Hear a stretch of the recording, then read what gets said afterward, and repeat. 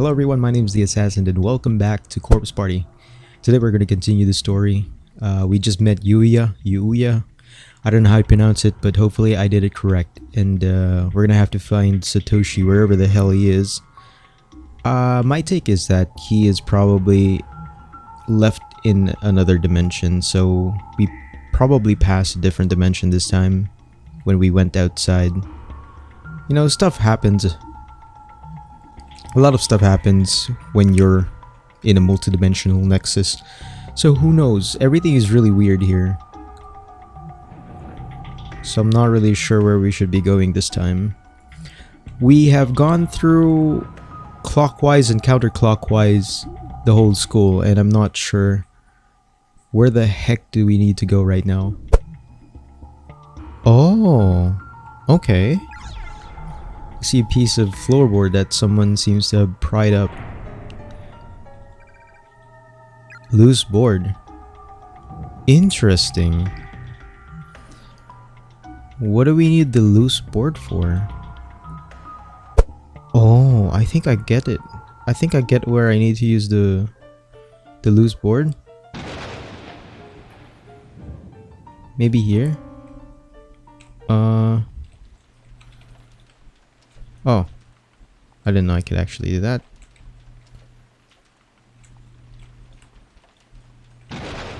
Okay, never mind. I thought that I could take this and put it there and something happens. But I guess not.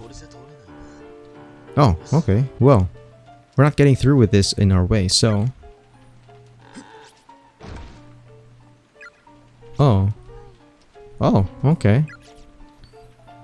Is there something in here? So... Why? Why did I have to do that? 1 hour later. There are a few sentences scribbled. Cowrie, be careful. If one person wears them. A pair of shoes with a faint, nearly imperceptible... Huh? Okay. A pair of shoes with a faint, nearly imperceptible bluish glow catches your eye from under the desk. Take them. I mean, blessed shoes? What do I use blessed shoes for? What? That was weird. Did we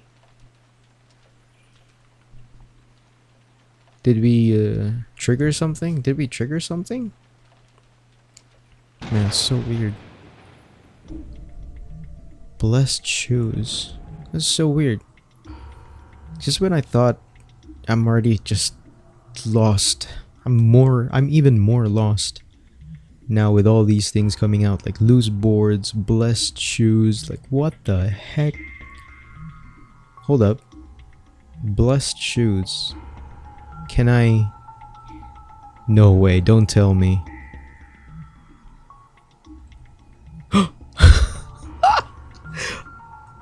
What? Really? Oh my god, that works? Holy crap. There's something sparkling on the ground. Pick it up. Okay, we're making progress again. Crystal of unsealing. Unsealing. We can open the door. I really have to go to the bathroom. Oh? Don't tell me you've been holding it in all this time, have you? Uh-huh. Ooh, my. Well, we'd best find you a place to relieve yourself then. Though I seem to recall our options being rather limited. Permanent records. The door is affixed to the wall. Okay. But maybe we can now enter this room here. I could honestly care less about Yuka now, because honestly she has been holding it in, and I think she should have just done it already. She's just weighing it down, or weighing us down. Ooh. Crystal of unsealing shattered. Cool. Let's go in. See what's in there. The protective charms attached to the door have completely vanished. It is now opening with no difficulty whatsoever. Seems usable now. Will you be alright by yourself? Oh, is this the bathroom? Huh? Uh, I'll be okay. Get to it then.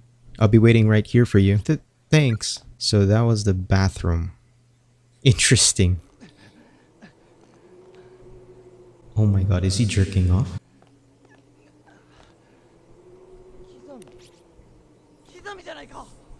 Kizami? Kizami! Is it really you? Kurosaki, you're alive. You too! Man! Are you a sight for sore eyes? Finally! Someone else who isn't dead! Godforsaken place that this is. I was at my wit's end just now. Let me tell you, outside of this school, there's nothing but trees as far as the eye can see. I thought about braving the wilderness, but it seems like one of those forests of the lost you see in video games. Once you enter, you can never leave. So what the hell is this place anyway? Damn it all. There are actual, honest to goodness ghosts in here, you know? I think we may be stuck in here for good. There's no way out for any of us. Did you see Mitsuki in the next room? She's dead. Yeah, I saw. I just don't know how to handle this. I feel like there's a certain number of dead bodies a person's expected to see within his lifetime. And I swear in the last hour alone, I think I've far surpassed my quota. Just yesterday, Mitsuki dumped her boyfriend after finding out he was cheating on her with 3 other women. She's been really down about it all morning, so I sent her stupid text messages during class to cheer her up. She seemed mad about it during study hall, but then she sent me a thank you message the very next period. I think I was actually able to lift her spirits a little. Now though, she's gone. Killed by actual spirits. I guess it was those children. What the? What? Huh? What? Bruh, what the hell?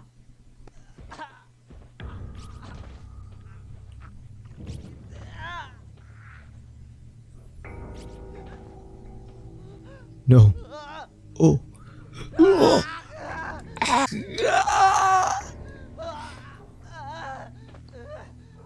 What the heck? He just stabbed him. Is he possessed? Is this guy possessed? Within these walls, it doesn't matter if you're killed by them or killed by me. Either way, you're dead. What? That's a plot twist. Huh? Where? What the? What happened? Where am I? Oh, I think... Okay.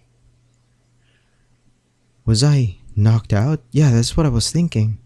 He was probably knocked out by Yuya.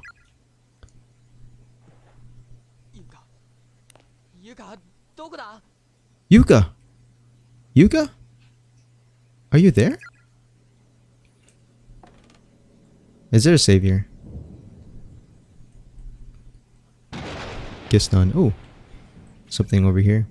There's a bloodstained cassette on the floor. It seemed to be from a digital video camera. Pick it up. Okay.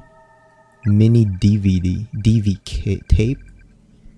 Kibiki research data. 1 2005 11 19. Kibiki. Stories of the occult chasing down the hidden past of the cursed school building. Give it a look. I guess. Over the course of several days, a series of incidents occurred within the town, which young children disappeared one after the other. Their whereabouts were ultimately discovered through a thorough police investigation, but said findings were very much a worst-case scenario.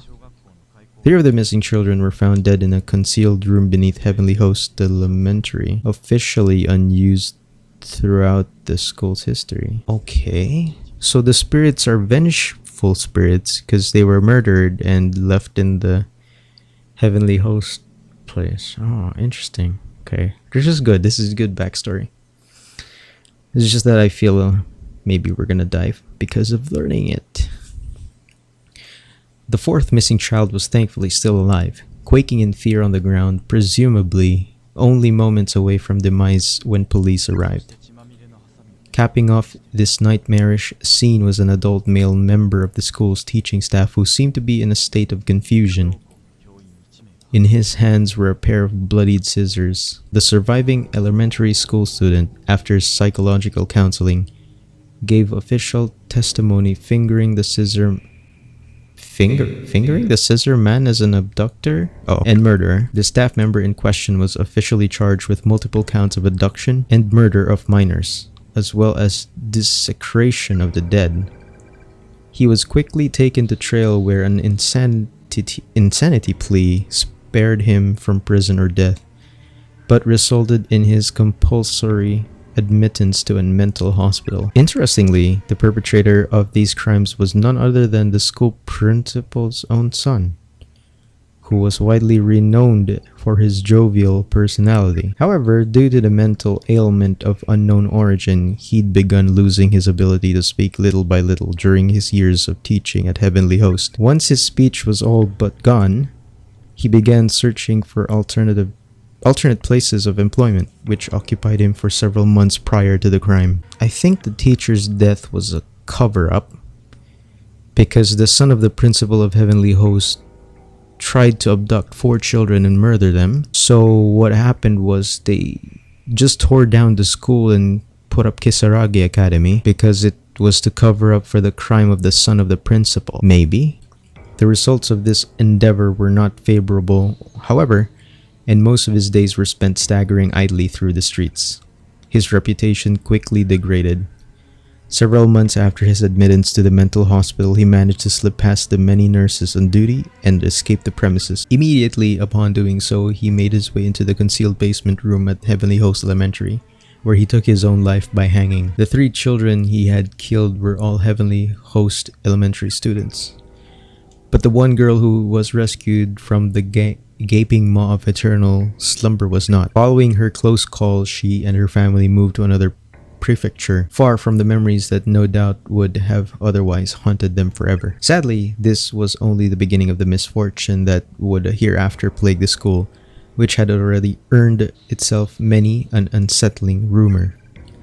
Over the next few years, Heavenly Host would become a stage for countless incidents of rape, molestation, and suicide, with student registration and attendance dwindling at an alarming rate. In response to these crimes, the school was eventually shut down. The 60-year-old principal at the time had become infamous as an eccentric who adorned his walls, doors, and furniture with incomprehensible scrawls. Even later, forensic analysis of the writings throughout his office would make little sense of his haphazardly scribbled enumerations, and the day after the school's closure date was finalized, this aged eccentric threw himself from its roof. He broke his neck on impact, dying instantly. As you can clearly discern, the sordid history of this school is indeed awful, but there may be more to it than merely a series of unfortunate events. A power greater than any of us can comprehend may be acting as a puppeteer from the shadows, maintaining an actual, tangible curse upon this property. And the key to it all lies with the sole survivor, the girl who bore witness to the brutal. I pressed enter again. The girl in the red dress, the one who got away. My investigation into the supernatural side of this horrific massacre is only just beginning. Rest assured, I intend to make this a regular feature. I've begun gathering data for the follow-up report, so stay tuned. The next issue promises to uncover more details in this morbid, fascinating story. According to this article, one girl survived the murders, but if this photograph is accurate, then it's that same girl in the red dress we saw earlier. Why would someone who wasn't killed here be haunting the school? But how do I get out of here? Oh shit. To worry so much for another's well-being that it torments you to the core. It's an exquisite stigmata that afflicts the living and the dead alike. And you are? Ugh. Her eyes are so cloudy. She looks like a dead fish. I'm the spirit of the girl who died here. Oh, okay. I'm really not sure how to respond to that. Happiness and unhappiness are linked. Whenever one attempts to gain good fortune with little effort, there is always risk. What are you trying to say? You and your friends have become trapped in this school because you performed the Sachiko ever after charm and messed it up. Sachiko? You mean the paper doll thing we all did? How did we mess up? One of you chanted the phrase too many times, or too few. The number of participants determines the number of repetitions that must be spoken, and somebody goofed.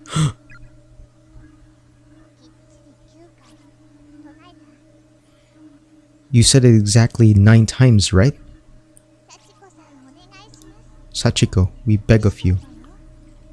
You have to say it 1 time for every person present, no more, no less, or the charm will fail.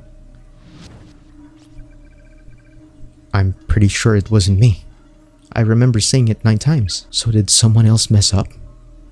And is that why? No, I'm not going to start blaming. This wasn't anyone's fault. Well, I mean, it was all of your faults. You're playing with forces, the unnatural forces. And I guess that's the price to pay. It may have been on purpose. One of your friends probably thought the whole thing was silly and just didn't even bother to count. Or maybe a misguided member of your group did want the fun to end and knowingly flubble the charm in a vain attempt at prompting a do-over.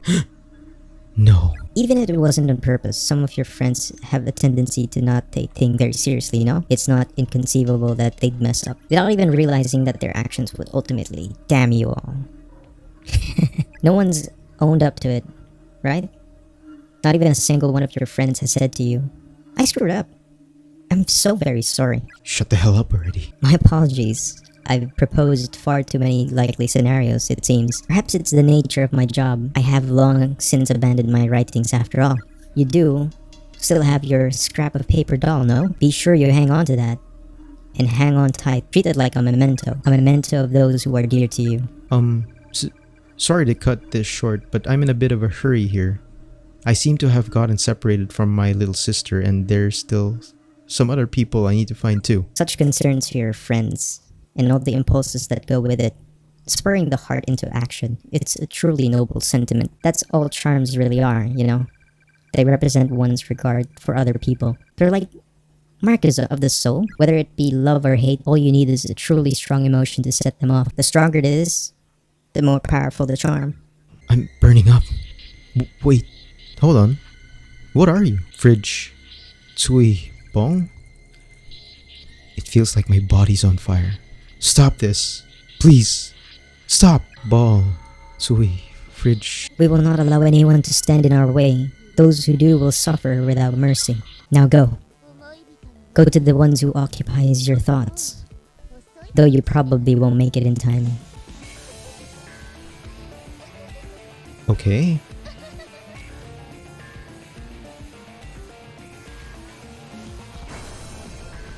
Continued in chapter 4. Nice. Okay. I'm guessing if there's like no wrong end or something, this is the good end, I think. So we're gonna continue this in chapter 4. Thank you everyone for watching. If you want to see more Corpse Party or other content on the channel, please do subscribe. I'll see you guys again in the next episode.